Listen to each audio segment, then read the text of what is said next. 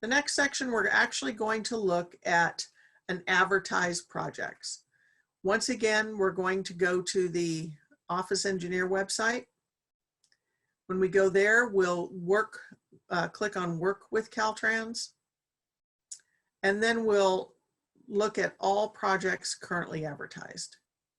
This is a complete list for the entire state, and every Monday morning is when the new jobs are posted.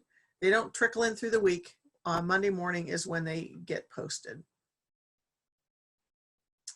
When you come to that website, you're going to notice a lot of different information. If you see these small icons, they say new, and on a live website, they'll be flashing.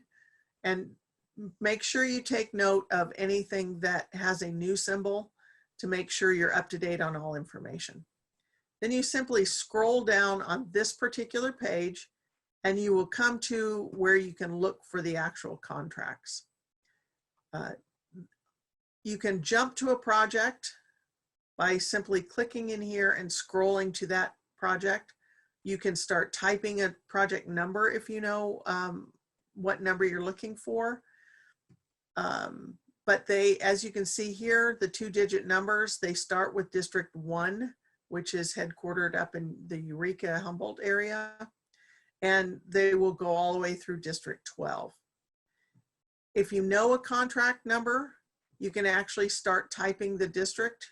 I simply type 12 here, and then once you see the contract you're looking for, you can simply click on Jump to Project and it takes you directly to that particular project. And this is what a Caltrans ad looks like. Caltrans ads, we try to give you as much information as we can on the face of the contract, and then you can see all these live links that we'll go through one at a time that are part of each and every bid. But this one, you can see it tells you that it's to widen the freeway and bridges and reconstruct bridge walls. It's in District 12, which is in Orange County. It's on Highway 5, Interstate 5. And the post mile areas are from 17.1 to 19.9. And tells you when it was advertised in May and when the bid opening will be in June. And the engineer's estimate of cost for this job is $110 million. And then just a small synopsis of the job and what will be done. Then we also tell you here if there are certain licenses that this will require for the business to have. And for this one, there's C8 and C12. It's going to take approximately 1,000 working days.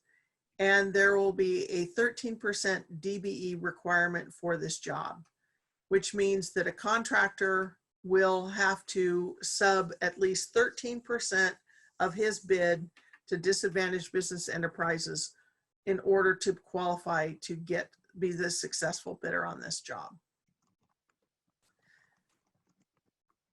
This particular one has a mandatory pre-bid meeting.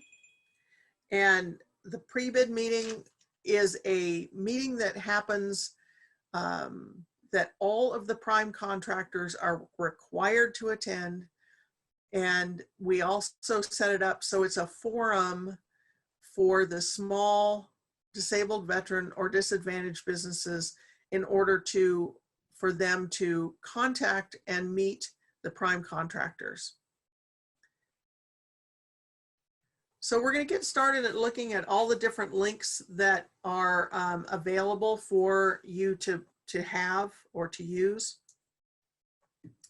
The list of bid items is a chronological list of everything that's going to happen on that contract. So if you click on that link, you'll come to a list such as this. And this list, it starts from the very beginning of a contract, progress schedules, time-related overhead, construction area signs.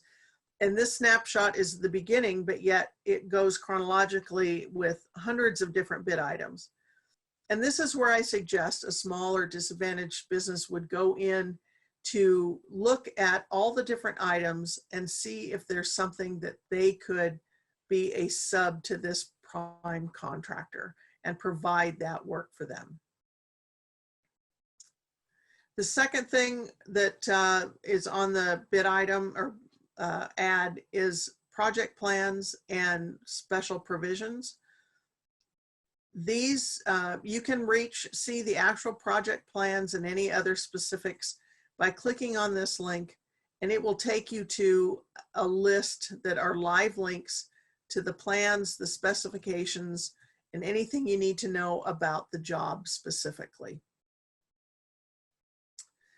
The next thing, if you want to say be a sub or you're a prime and you want to have the forms to bid this job, you simply click on this link and it will take you to a link to get those electronically.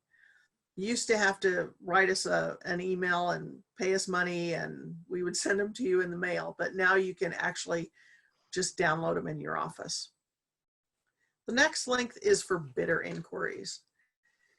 This is a fairly new link, but what we do is we publish any questions that have been asked about specifics for each job.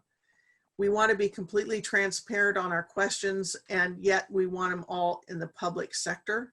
So we don't take emails to individuals about particular jobs. We ask that you put any of your questions in the bidder inquiries section. And this brings you to a list that actually has every single question that's asked about this contract, and then the answers once they've researched and found the answers. So this particular one has 8 inquiries, but yet the screenshot only shows 2. But you can scroll through and see anything and everything that's been asked about this particular contract by the senior engineer of that district who has direct knowledge of that particular job or project. The other thing that we have is if there has been a change to the plans or specs or any new information, an addenda will be added to the contract. And if there is an addenda, that's a live link that then would take you to the list of addendum that are for any particular job. Once again, just like this plans and specs, it's a live link. You can click on it, read it, print it, and have it in your office. So this brings us to our second question and answer. Do we have any questions at this point? We do have several questions. One of the participants is confused about the $400 fee. I'm assuming that's for the Department of Industrial Relations. Right. They want to know if it's free to set up an account, but they want to understand what the cost is for. The cost is for administrating with the Department of Industrial Relations, and part of signing up is the fee. So that's why we suggest if you don't plan on doing jobs right now, wait until July when the new year turns for that registration, but it is a required fee. Next question, are these Caltrans ads also posted on Cali Procure?